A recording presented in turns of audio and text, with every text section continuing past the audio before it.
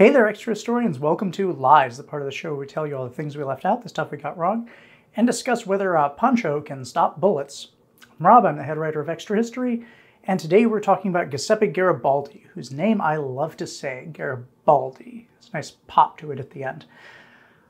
First of all, thank you to our patrons who make Lies possible. I really believe that history is a conversation, and without you, we couldn't have this kind of debrief at the end that gives all the context that I think is so missing in a lot of this online space.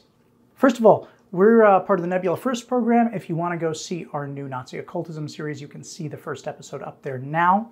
If you bought our calendar, thank you so much for being a backer. You do need to go and put in your information so that we can send your calendar to you. However, if you haven't done that, get to it right away. Recommended reading for this series is Garibaldi, Hero of Italian Unification by Christopher Hibbert, Garibaldi, Invention of a Hero by Lucy Rial. This is really interesting. It's mostly about how the myth of Garibaldi formed and has been sustained throughout time. She makes a really good point that after Garibaldi kind of was removed from the scene, it was in everyone's best interest to make him into this unifying national figure and create a version of Garibaldi that appealed to both sides and both sides could use rhetorically. And unfortunately, what they did was basically say, like, he was a great general and a very dumb politician. And this allowed the liberals to kind of square the fact that Garibaldi may, have kind of gone against many of his earlier liberal beliefs in handing power over to the monarchy. And sort of squared that he was like tricked by the devious monarchists and conservatives, whereas the conservatives could like Garibaldi and say like, wow, he was such a great general, such a great revolutionary, but he just couldn't govern, and so it was right for him to step aside. It kind of allowed both sides to be like, we all love Garibaldi, he's a unifying figure. Anyway, it's a really good book. Garibaldi by Ron Field from Osprey Publishing. This is a really good military breakdown of his life, fairly concise. The Second War of Italian Unification, 1859 to 61 by Frederick C. Schneid by Osprey.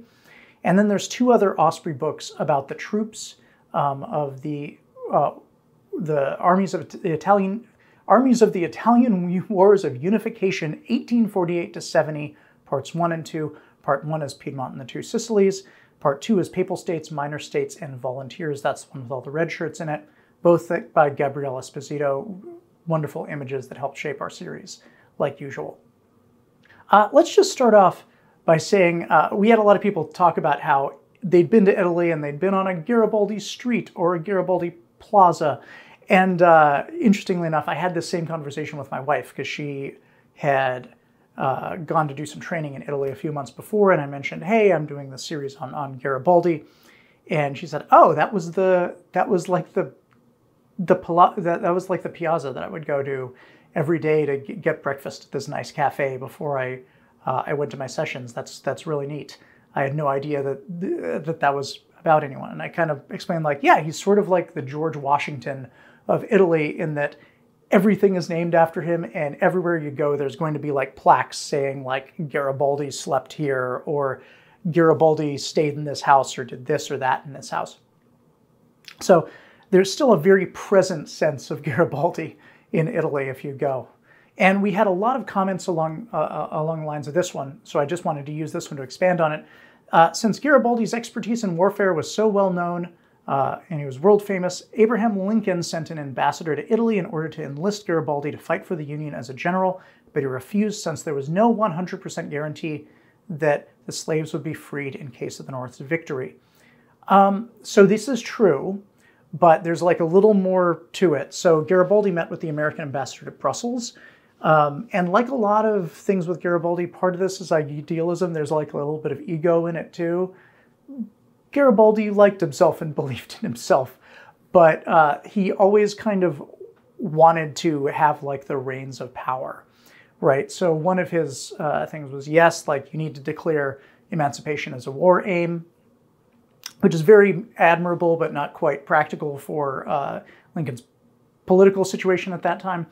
But he also wanted to command the entire Union Army. They had the idea of like, hey, you'll come in and be a general. Like you'll I don't know, command like a division or a corps or something like that, or maybe one of our armies.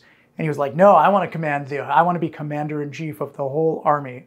Perhaps not that because it's Lincoln, but like, and they were just like, yeah, no, that's not going to happen. Clearly. But even so, Garibaldi did have a kind of interesting cultural political effect on the war. The 39th New York Infantry Regiment was called the Garibaldi Guard. It had a lot of Italian Americans in it.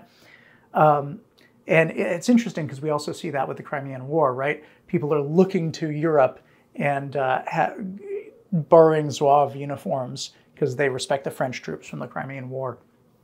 And in the same instance, they're looking to Garibaldi and the red shirts.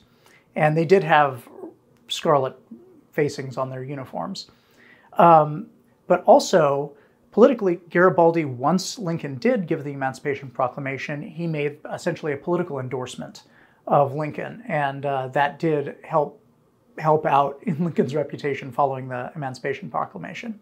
It was a big deal. Not world-changing, but it was helpful. Lots of Italians thanked us for talking about this topic, and lots of people said that they'd never heard of them in their history classes. I'd heard of him in my AP European history class, but mostly because in the chapter on the revolutions of 1848 and the Italian unification and German unification, there was like a box out about Garibaldi and the red shirts. And I mostly remember it because it had a really cool painting illustrating it. But that was kind of like my reference point for Garibaldi going into this. Episode 1, patron question from Bo Carey. How did Napoleon treat Italian states like exploited colonies? Sounds very biased and exaggerated. Well, I mean, one thing he absolutely did was steal a ton of art from Italy. Often this was in surrender documents and treaties, right? They would say, like, you have to turn over 20 paintings by Renaissance masters, and sometimes they'd only deliver 16, but there was also a lot of less formal looting. In the end, Napoleon and his forces would end up with works by Leonardo, Raphael, Bruegel, Rubens, Veronese. So these are pretty big name paintings, and a lot of them that are not as famous now as they were then. Art kind of like goes in and out of popularity. For example, the Mona Lisa was not particularly highly regarded until the late 19th, early 20th century. Now, this could be like pretty brazen. At one point, Josephine stays in the ducal palace in Modena and asks to see the collection of gems and cameos, and then just like takes 200 of them. And the looting was the worst in places like Venice that had been actively, had resisted very actively. So you have things like the lions being stolen, and they took the state barge, which was this big gold-covered ship, and they burned it and melted it down for the gold, which was passed out to French troops as pay.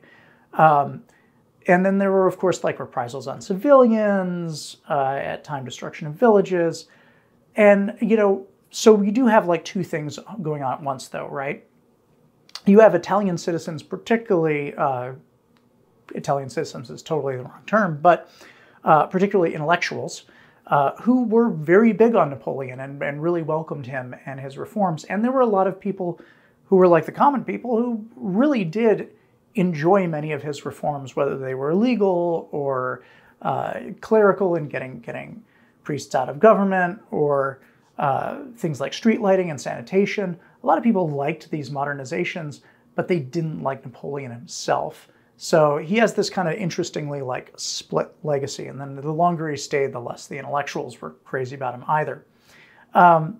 So, it is a mixed reputation. But yeah, from the perspective of many Italians, they did feel like they were being, exploited like a French colony, especially when, again, you're just taking pieces. The Vatican, they looted the heck out of the Vatican, right?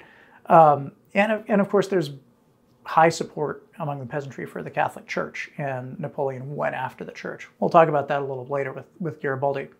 Patron question from Hercules. You mentioned that things went back to how they were before Napoleon showed up on the scene, and notably you were showing that both Milan and Venice existed, except that Milan and Venice were forced into the kingdom of Lombardy-Venetia, which wasn't a puppet state of the Austrian Empire, but a constituent part of the Austrian Empire.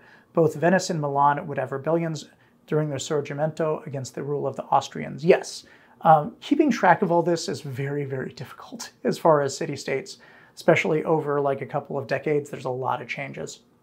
Patron question, Kirit346. I noticed that while talking about Napoleon's Corsican nationalism, you had him wave the Italian tricolor rather than the Corsican flag. While this is understandable, I feel like it contributes to a trend of overlooking the Corsican Revolution and Republic, and thus its influence on later revolutions. There's a reason there's a couple of towns in the eastern coast of the US named Paoli. I can see an argument that some Corsicans saw themselves as part of the Italian people, but this has long been an ongoing debate.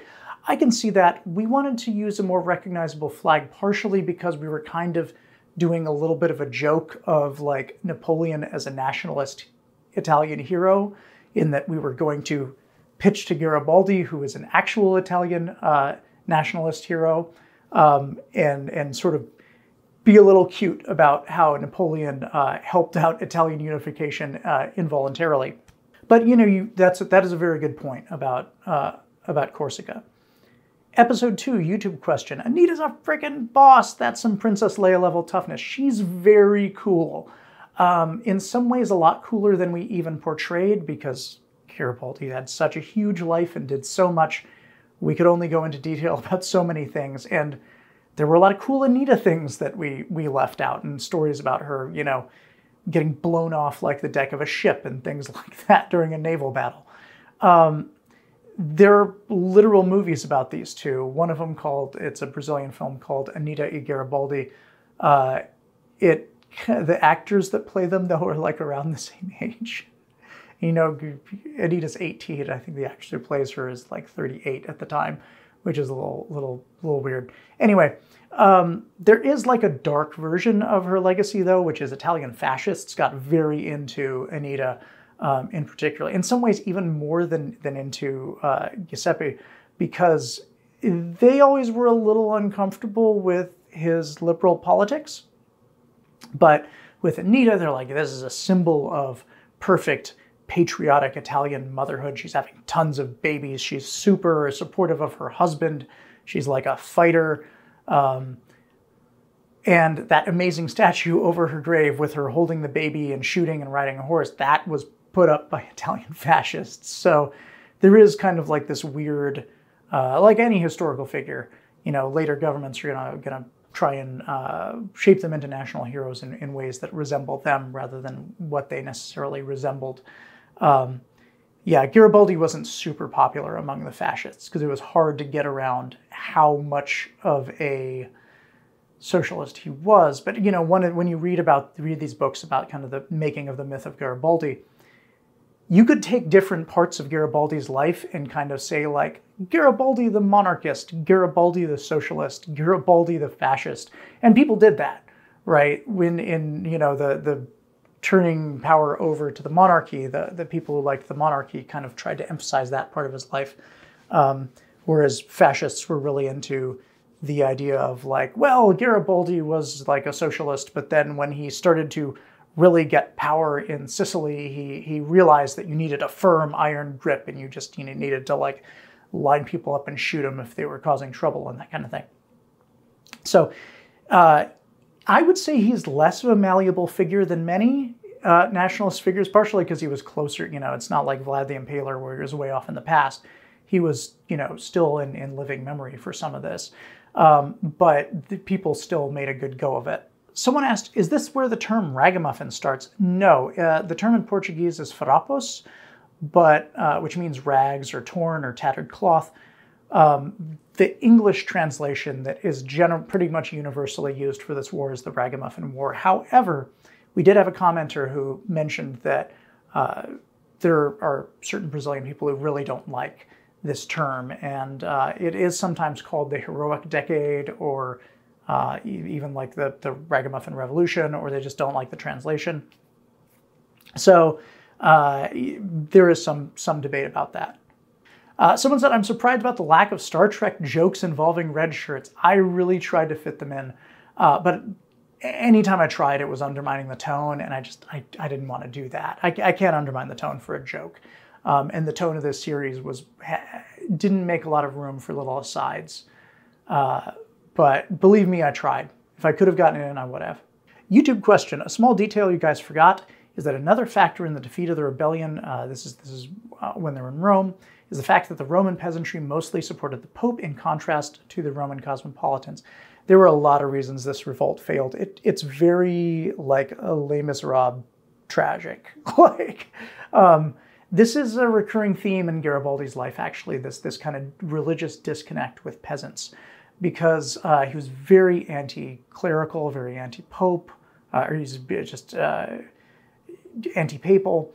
And that caused a lot of tensions. Like, even peasants that welcomed Garibaldi sometimes didn't like the fact that he was doing things like confiscating pay for his troops, or most often food. One thing that Garibaldi does is he doesn't pay anyone very much. He's kind of like, you volunteer for Garibaldi, and he's like, you should be doing this for patriotic zeal, and he just never gets around to paying anyone. But he would frequently confiscate food from peasants, which was, people didn't like, and sometimes, thought was a little tyrannical. And he also attacked a lot of Catholic institutions, which people also were very uncomfortable with frequently, because he was not very Catholic, but they were, and sometimes these institutions had been doing poor relief and things like that. So if they were damaged, then it made the community less stable. And, occasionally Garibaldi is doing stuff like baptizing children, and people get a little bit uncomfortable with that. So there is like this ongoing religious tension between his political and ideological priorities and the majority of the people that are around. Someone said, I love that Pope Pius IX put on a large pair of glasses to try and escape the best disguise ever, from the Pope to Clark Kent unbeatable. It's pretty great. And I also think it's indicative of the speed that he had to get out, right? He probably just, someone had big glasses around him and is in a circle and is like, give me your glasses. I'm going to get out of here. I love that detail. As soon as I read that, I was just laughing at myself, being like, Nick is going to do a great job on the art. For this is going to be very funny. Seeing how regional every rebellion was, it made sense that Italy took so long to unify when people are so busy thinking about themselves and their land. They couldn't care less about their neighbors and what's going on over there. Yeah, and we'll see that soon with a future series that I'm going to announce today. Much like Germany, Italy was really fragmented. Even what we think of now as the Italian language, that's a Tuscan dialect.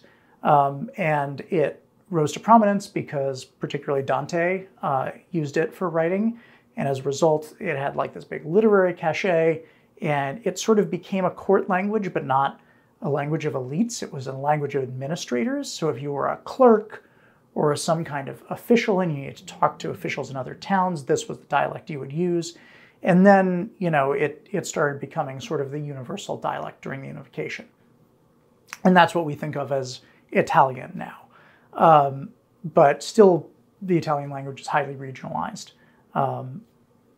even through today. People can understand each other, but it's very clear if you come from one place to another. I would bet you that kind of mass media has started to tamp down on that, though. That's definitely happened in the United States with regional accents.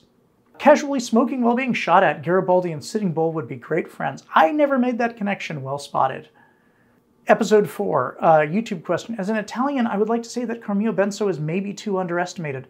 Garibaldi is the famous celebrity, but he's a soldier and adventurer. It was Cavour, the real political mastermind behind the unification. I absolutely agree. I wanted to put more of Camillo Benso, Count of Cavour, in this, but unfortunately, we didn't have the space for it. My favorite detail about him is actually not about him, it's about his cousin. He had this very fashionable and beautiful cousin named Virginia Oldolini, who's the Countess of Castiglione, and he sent her as a spy and agent to seduce Napoleon III and help sway him towards Piedmont, Sardinia, and getting behind Italian unification. And she is an amazing figure. She would be Napoleon III's mistress. She would be Victor Emmanuel's mistress. She would be the mistress of the head of the Louvre Museum. And she was an experimental photographer. Go on her Wikipedia page. She has super cool, like, early photography stuff where she's like looking through things at the camera. She mostly photographed herself. She's a really neat figure. I want to learn more about her. Episode 5. YouTube question. You should mention how Garibaldi allowed San Marino to remain independent because they gave him refuge. There's some truth to this and some not, in my opinion. So yes, Garibaldi wanted to reward San Marino for sheltering him, and they also sheltered Anita, but also many other revolutionaries during the Risorgimento. But it wasn't totally up to him. It's really important to remember that Garibaldi was a general and a revolutionary. He really didn't hold the reins of executive power much. Or at all over the course of his life, right? He's always working either on his own or for someone. So it's actually the Kingdom of Italy that signs a Convention of Friendship in 1862. So Garibaldi is part of that and part of the inspiration for that, but he's not solely responsible. But it's a great story. You know, the best story out of that is that Garibaldi did it. But you know, it was others as well. I loved this upcoming comment. The ability of Garibaldi to survive gunshots was probably real. Remember that he used a gaucho-style poncho, which is thicker than a regular shirt, and a regular gun at the time wasn't powerful in comparison to what we have today, at least from a greater distance. There is a similar story about Manuel Luis Osorio, a general from the Imperial Army of Brazil, who fought during the Ragamuffin War and the War of Triple Alliance, saying that he always shaked his poncho after a battle, removing bullets from it. So I have a multi-part answer for this. I think this is technically possible. I'd buy it more if those shots were ricochets, fired with adulterated gunpowder. A lot of the commanders from the Sicilian and the Bourbon militaries were, they were not only incompetent and older, a lot of them kind of were skimming off the top when it came to equipment. So it wouldn't surprise me if some of them bought less gunpowder than they claimed and then cut it with something like ash or, you know, some kind of powder. And as a result, it wasn't firing at full effect. Or it was just old or not well cared for. We have Garibaldi's poncho. It doesn't look like something that's going to stop bullets to me. But I don't know if it was adulterated gunpowder or ricochet or at extreme range. I don't know, maybe it hit some piece of equipment as well. I read a different theory in one of these books, though, which is that there was a period during the Expedition of the Thousand where Garibaldi took off his shirt and washed it in a river during a battle and then hung it up on a bush and just sat by it waiting for it to dry in the sun while he's being shot at. And this is, you know, this big act of bravado. But the theory is that the shirt was hit multiple times and then he decides it's time to put the shirt back on. He puts it on. People are looking at him and they're seeing all these bullet holes in his shirt and he's unharmed. And that seems to me like with retellings would sound a little bit like that. And, you know, also he's doing things like sheltering behind stone walls where bullets are hitting on top of him and maybe getting lost down his poncho. So he's shaking it and these bullets that were, you know, flattened to get something else fall out. I think that's more likely than the poncho stopping it, but you know, I'm not going to belabor that point. If someone really does believe that, I'm not going to say it didn't happen. I think the more important part is that people are taking these stories that are much more indicative of like hagiographies of saints, and they're kind of transferring them to Garibaldi. I think culturally that's the main thing that's going on. So someone had a really interesting comment about how we have that point where Garibaldi is marching on Naples and Cavour sends an army, and he is saying to the King of the Two Sicilies that like, hey, I'm coming here to save you from Garibaldi, but actually he's on Garibaldi's side and it's a trap. The comment was, Cavour actually feared Garibaldi would declare a republic in the South, and the troops he sent were ready to fight him. Garibaldi really did surprise many people when he handed over power. I think this is simultaneously true, that what I said is true, and this also is true. So Cavour was playing on many eventualities. He hoped that Naples would be trapped between Garibaldi and his army that Cavour is sending. But I think they were also prepared to fight Garibaldi if it came to that. There's Garibaldi's status with Piedmont Sardinia during this time is very vague and fuzzy. Like, nobody's really sure if he is acting for Victor Emmanuel or not. So privately, it seems Victor Emmanuel and Cavour okayed the expedition of the 1,000. But Cavour is also making this big act that he's trying to stop Garibaldi. The Piedmontese navy is like looking for him when he's trying to land in Sicily. And we're not really totally sure whether he was genuinely trying to stop him or just making it look like he was trying to stop him. There are a lot of different theories on that. I tend towards that this was a bluff by Cavour and there's sort of a deniable op. And that they'd claim it if it was a success, but if it was a failure, they'd just be like, Garibaldi's just being Garibaldi and off doing crazy revolutionary stuff. Nothing to do with us. But there's still a lot of uncertainty and debate about this period of Garibaldi's life and who he's working for and how much official backing he's getting from Victor Emmanuel or the British. There are all these conspiracy theories about how, like, Garibaldi was a puppet of the British government. I don't think that's true. There, to me, are clearly some moments where they are giving him like little bits of aid, and then there's like grassroots efforts to help him from Britain, from private citizens.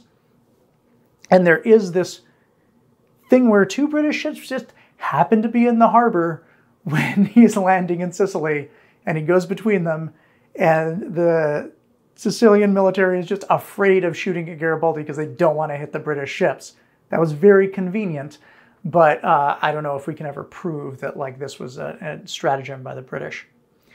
But yeah, there are many ways that this gets read.